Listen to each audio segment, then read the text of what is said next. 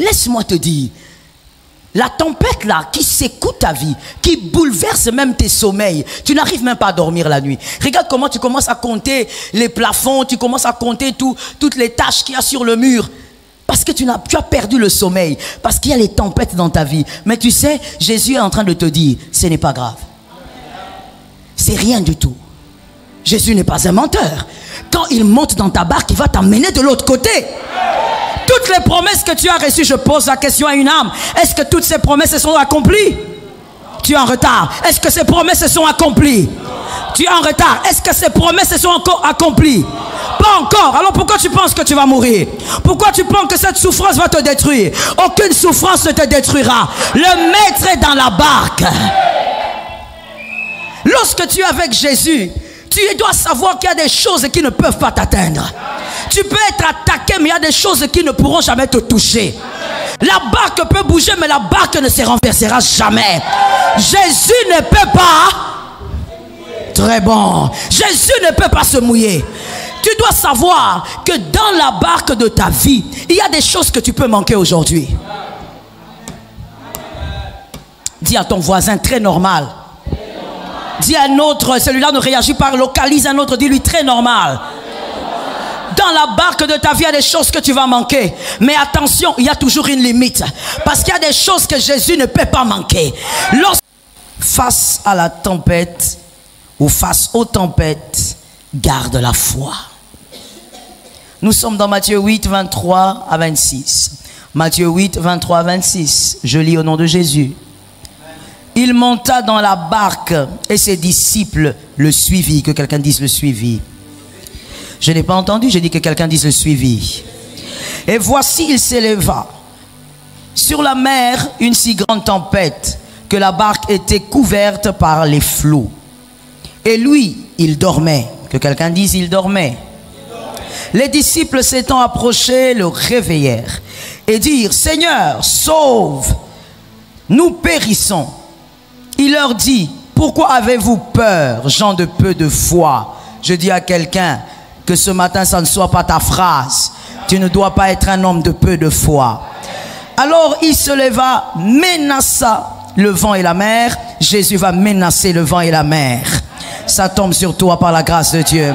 Jésus va menacer sérieusement le vent et la mer. Il eut un grand silence. Que quelqu'un dise un grand silence. C'est ce que Christ est venu te dire ce matin. Le grand silence arrive. Mais avant que le grand silence n'arrive, il doit avoir les tempêtes. La mer doit s'agiter. La mer doit agiter ta barque et ta barque c'est ta vie. La mer doit agiter ta barque. Mais de toutes les manières, le silence arrivera. Regarde ce qui se passe et je te le dis pour que nous ne puissions pas tomber dans le même piège. Les disciples, la Bible dit, les disciples suivirent Jésus dans la barque.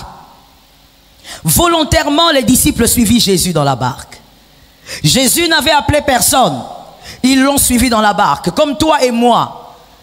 Nous avons décidé, nous avons choisi de suivre Jésus. Nous avons décidé de marcher avec Jésus et de vivre avec Jésus. Qui est d'accord avec ça? Jésus est ton Dieu, n'est-ce pas? Nous avons donc décidé de suivre Jésus. Ils ont suivi Jésus dans la barque. Et ils ont décidé de rester avec lui. Mais la Bible dit, à un moment donné, il eut peur. Pourquoi? Parce que il y avait la mer qui s'agitait, il y avait la tempête, il y avait une très grande agitation. Ils avaient peur que la barque se renverse. Et Jésus leur dit, homme de peu de foi, mais Jésus ne leur dit pas, faites taire la tempête.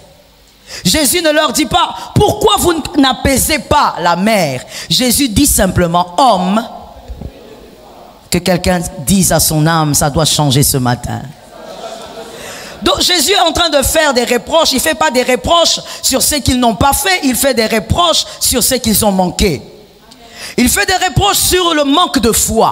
Il dit, vous n'avez pas la foi. Mais Jésus s'arrête là et Jésus se concentre sur la tempête et la mer. Pourquoi? Parce que tu vois dans la vie, mon frère, parmi les choses les plus horribles dans la vie, parmi les choses les plus bizarres, les choses les plus insensées de la vie, c'est de décider de suivre quelqu'un, de vivre avec quelqu'un sans la connaître. Décider de vivre avec une personne sans la connaître, ça fait partie des choses les plus insensées de la vie. Quand tu décides de suivre quelqu'un, travaille à connaître la personne. Que Dieu te bénisse. Quand tu décides de marcher avec quelqu'un, décide aussi de connaître la personne. Pourquoi Jésus a dit homme de peu de foi? Jésus voulait simplement dire, vous pensez que vous pouvez couler et moi dans la barque. Je ne vous demande pas d'apaiser la mer, je vous demande de me faire confiance. Que Dieu soit béni. Moi-même, cette prédication me bénit, elle me rassure déjà. Si je me parlais à moi-même, je pouvais même m'arrêter là. Jésus est en train de dire, mais pourquoi vous paniquez? Je ne vous demande pas de faire un travail, moi je suis votre travail.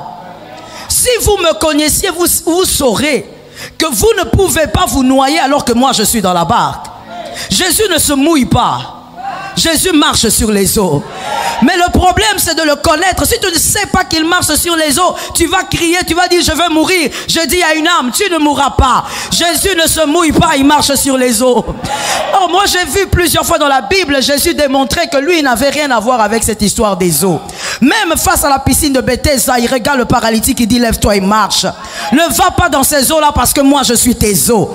Écoute bien, celui qui est dans la barque est plus grand que la tempête. Ça tombe sur une maison. Celui qui est dans la barque est plus grand que la mer qui s'agite. Ne pas connaître Jésus, c'est manquer la foi. Lorsqu'on connaît Jésus, on sait qu'il y a des choses qui ne peuvent jamais vous arriver. Même si le diable lui-même est en face de vous, il y a des choses que le diable ne pourra jamais faire parce que Jésus est avec vous. Lorsque le diable voudra vous toucher, il va s'approcher, mais à un moment donné, il y aura une métamorphose. Il verra Jésus qui est en vous, en train de briller en gloire. Il y a des choses qui ne peuvent pas vous atteindre, que quelqu'un dit ça ne peut pas m'arriver. Non, tu n'as pas de foi. Je dis ça ne peut pas t'arriver. Tu n'as pas de foi. Je dis ça ne peut pas t'arriver. Oh my God, tu n'as pas de foi. Je dis ça ne peut pas t'arriver. Quand quelqu'un le dit, doit voir quelque chose. Dis ça ne peut pas t'arriver. Tu n'as pas de foi. Dis ça ne peut pas t'arriver. Ce que tu as vu ne peut pas t'arriver. Le problème c'est la foi. Connaître avec qui on fonctionne. Malheur à une femme qui ne connaît pas son mari. L'épouse qui est l'église doit connaître son époux. Lorsque tu es avec Jésus, tu dois savoir qu'il y a des choses qui ne peuvent pas t'atteindre. Tu peux être attaqué, mais il y a des choses qui ne pourront jamais te toucher. La barque peut bouger, mais la barque ne se renversera jamais. Jésus ne peut pas. Très bon. Jésus ne peut pas se mouiller. Tu dois savoir que dans la barque de ta vie, il y a des choses que tu peux manquer aujourd'hui. Dis à ton voisin, très normal. Dis à un autre, celui-là ne réagit pas, localise un autre, dis-lui très normal. Dans la barque de ta vie, il y a des choses que tu vas manquer. Mais attention, il y a toujours une limite. Parce qu'il y a des choses que Jésus ne peut pas manquer. Lorsqu'il est en toi, il y a des choses qu'il ne peut pas manquer. Ça tombe sur toi. Dans le psaume 107, 29, ainsi il est écrit. Il arrêta la tempête, ramena le calme et les ondes s'étirent. Je dis à quelqu'un, les ondes vont se taire. Les ondes bientôt vont faire silence. Je parle à quelqu'un qui se sent agité par les tempêtes de la vie, qui se sent ballotté par la mer. La mer qui représente ici les pressions de la vie, les pressions du monde, les pressions de ce que le monde extérieur peut nous rapporter, nous présenter. Et les tempêtes représentent les difficultés et les obstacles. Mais ce qui est sûr, c'est que le calme va revenir. Le verset de psaume dit, il va ramener le calme. Ce qu'on ramène a déjà été. Ça tombe sur ta vie.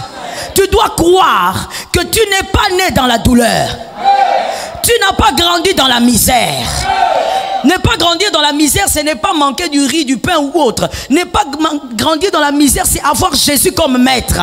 Tant que tu as Jésus comme maître, tu ne grandis pas dans la misère.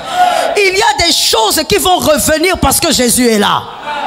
Les disciples avaient oublié que quand ils étaient montés dans la barque était calme.